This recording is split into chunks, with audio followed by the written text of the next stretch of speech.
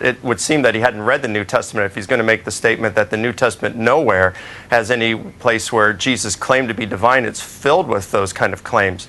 But I think what he's probably referring to are statements that can be historically verified or for which we have good evidence.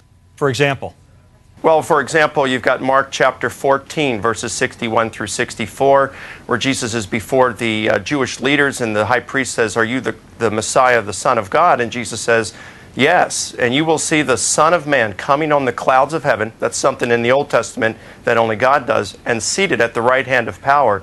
In other words, he's claiming to be a co-occupant of God's throne. Shabir, has he convinced you?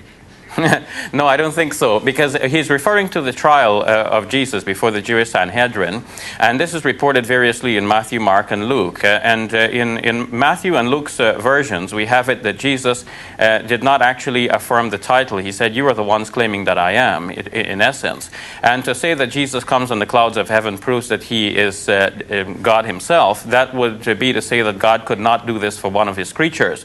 So I do not think that arguing from silence will make Jesus God. It is clear that to affirm Jesus as God involves a logical self-contradiction.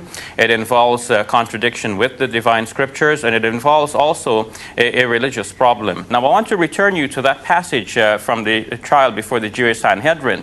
The Sanhedrin asks him, "Are you the Messiah, Son of the living God?"